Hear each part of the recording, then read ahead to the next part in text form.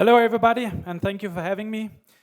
So I'm really excited about being here because Cardano is in its soul a Japanese project, and it's come a very, very long way. What I want to speak to you about today is not so much about what Cardano can do for you, but what blockchain can do for everybody. I believe the leaders of tomorrow is going to have a completely different fight. It's going to be a fight of integrity. The power of having a system which is not just compliant, but is always running. But it's also going to be a new paradigm shift for blockchain. It's not going to be who tokenizes the next thing, so who makes the next picture. This is going to be completely irrelevant in the phases of emerging technology, as you just heard what Justin Sun was saying before. When you look at the World Economic Forum, the World Economic Forum does a lot of good things, and they do some things we can sort of raise our hands around. But one thing which is really, really well done is their global risk report. And when you look at the short term, the number 2 largest global risk is misinformation and disinformation. So right now we have a war going on, and we're actually struggling to figure out what's real and not real. The power of deep fakes, the power of all of these digital media and verifying what is the truth and what is not the truth is becoming way more difficult than it ever was before.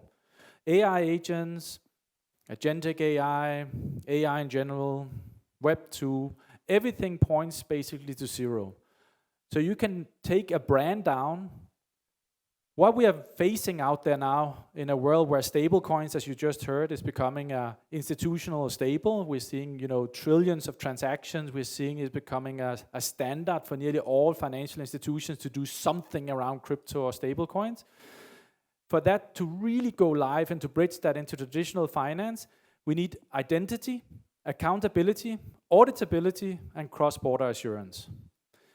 Most of what we got right now in the Web3 space does not tick those 4 boxes. So let's dig a little bit deeper into what is needed for those boxes, because there is protocols out there who's already doing that.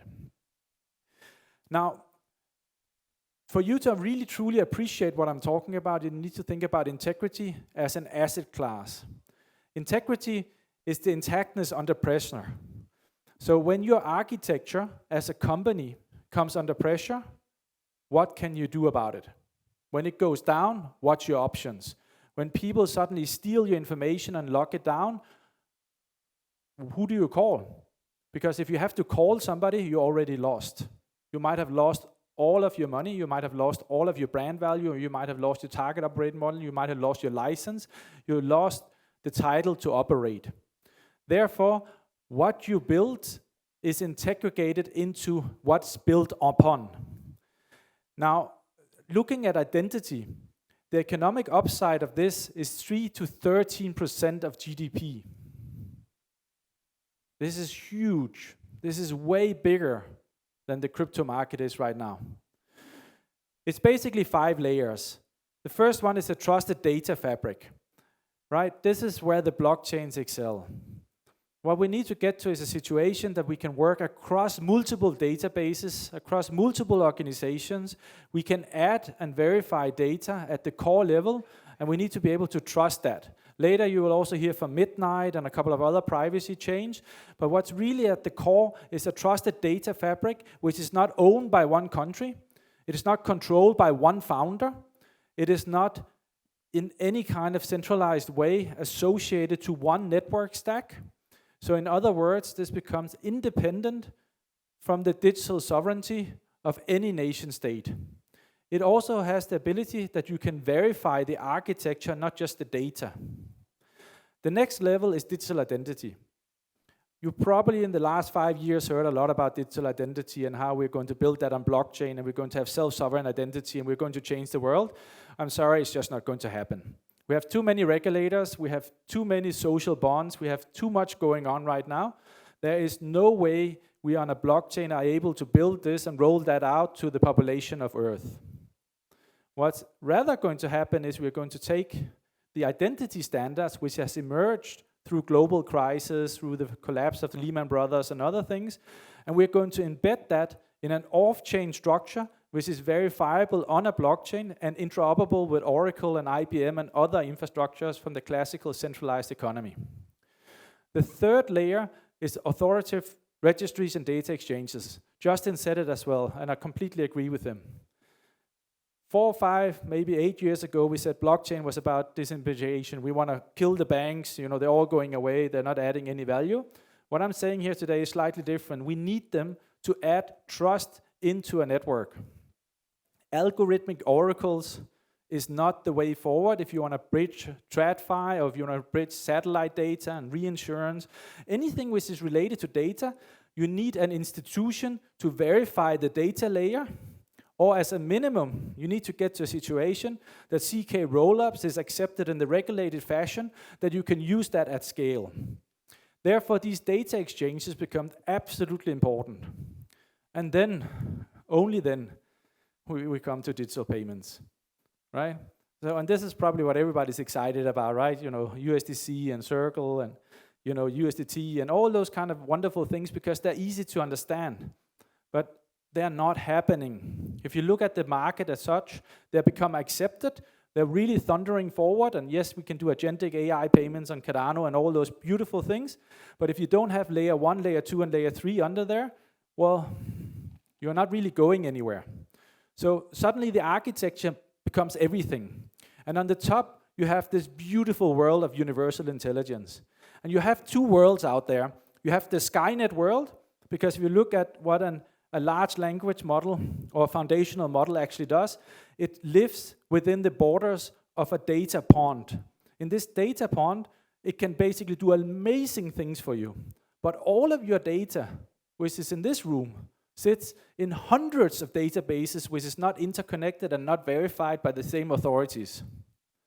So if we're going to get to a situation that these hundreds of data providers actually can speak together, and you get that amazing user experience, that agentic AI, the copy who knows more about what you know than you know yourself, more about your medical history, and more about your dating history, and more about your financial history, well, then it's layer 1, 2, 3, and 4, and then we have number 5. This is actually what's hindering agentic AI and what's hindering a lot of these models today. The lucky thing is we have that on blockchain. Already today, we sit with a situation that in Germany, we have 200 companies going strong who's using Cardano for layer 1, layer 2, layer 3, layer 4, and are already sharing data. And this is companies like BMW and Lufthansa. So it's not like small crypto companies. This is large companies. Now these companies they might not even be aware that they're using the blockchain because they have issues with paying in ADA and all those kind of things which we are facing and have been facing for 10 years. But what they are using is this digital trust infrastructure in order for them to be regulatory compliant, in order for them to be EU GDPR compliant, in order for them to get these amazing user experiences without being in one data pond. In other words, what blockchains, not all blockchains, but some blockchains does, which is really good, is that they create an event, you can prove this event, and there is a verification of this event. This is the nature of what we've been talking about for public permissionless blockchains forever. As soon as we go to something which is private, or even worse, private and permissioned, you lose all of that. So what happened the last 6, 7, 8 years was there was a promise called enterprise blockchain. That promise was long forgotten because all the companies, they went and said, I want that, but I want it in a private, confined environment where I can do risk mitigation and I own it and I control it. Now they're all sitting and it did not work. It was too expensive. They fired the teams, the CTOs has gone, and they're thinking, is this blockchain really a thing? And now regulation kicks in. In the European Union, in the US, as was mentioned before, we are now seeing huge regulatory steps which basically forces enterprises to use blockchain. They're not mentioning the word blockchain, but the way they describe the architecture, you suddenly don't have a lot of choices. Suddenly blockchain becomes the denominator which is needed to control your agentic AI or to prove the audit log of the agentic AI or to verify that the data exchange has not breached the privacy rules or that the agentic AI or the AI model or the machine learning model have an identity and it has a mandate to release the payment Justin was speaking about before. Because we already have situations, at least in Europe, where an AI has released payments, and it was wrong. And then the question is, who was at fault? Was it the programmer? Was it the business person? Was it the CFO?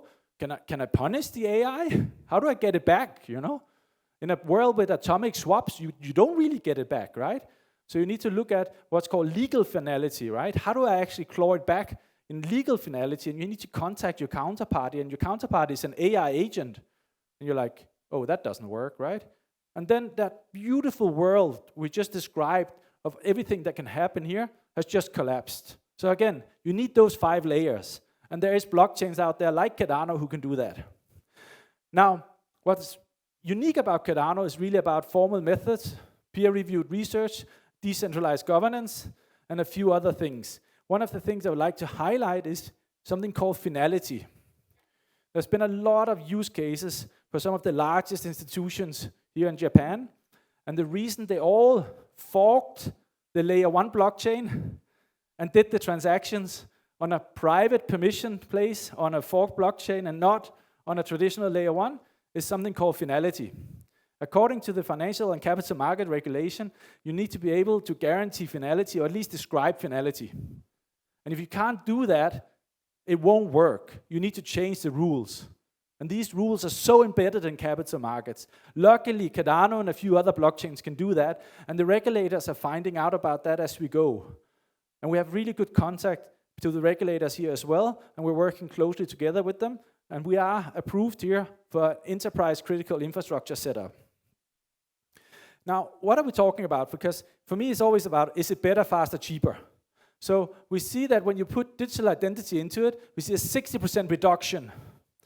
We see 3 weeks going to 3 hours. This is just digital identity. I'm not even talking about machine learning and blockchain and all those things. 260 billion spent on annually on compliance can go towards zero. There was 280 billion in COVID-19 relief funds who was lost due to fraud. This is just digital identity, right? Now, the baseline requirements is now that the legacy systems we're operating today is creating new risk because the business is saying we need all these new AI and machine learning and emerging technologies and stable coins, and we need all these things. And then you're looking into your architecture and you're like, it won't work, it's collapsed. It's not built for 24/7 liquidity. So what we are seeing right now is we're getting more regulation on an infrastructure basis. This creates market confidence and this creates a need for blockchains. Now, if you fast forward a bit, what we've done in Cardano is we built something called Viridian, which is a digital identity wallet which allows you to manage multiple identities from satellite data all the way to personal identity, all the way to something we call legal entity identifiers.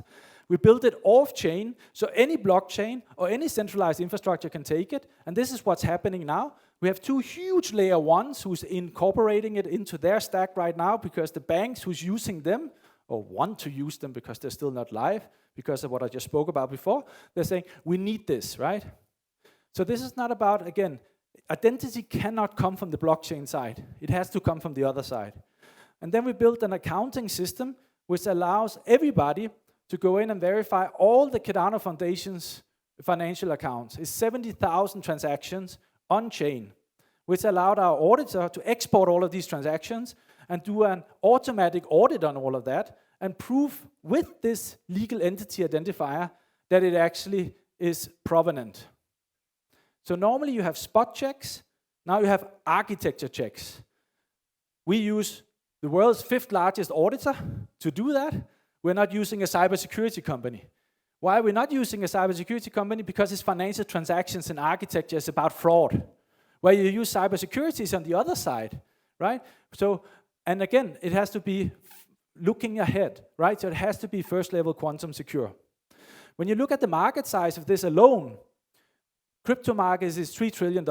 This entity standard, which works with this Viridian wallet, called LEIs, has 0% coverage in crypto today. And we have 43 regulators around the world who are saying, if it doesn't have an LEI number, it's not happening. In TradFi, which is a market cap around $232 trillion, we have a penetration already of 78% to 100%, depending on how you cut TradFi. And then we have physical goods. I mean, going down the supply chain right now, physical goods has a penetration around 1%. But already now in the UK, the Companies House is saying any new company being registered in the UK needs to have either an LEI or a VLEI. And if they have a VLEI and LEI, they automatically become compatible with Cardano and IBM and Oracle and all the others. This is what interoperability looks like. And this is the size we're looking at the moment. If you look at this in sizes, right, this means that the need for blockchain and the need for crypto has never been bigger. But you have to remember those 5 layers. Architecture matters. It's now a question about no longer how do I trust but verify, but how do I trust by architecture and get that verified by the trust mitigation authorities, including the regulators and the global auditors who takes care of that in this world. Thank you very much. I'll be around most of the day. I'm looking forward to talking to you. Have a good day.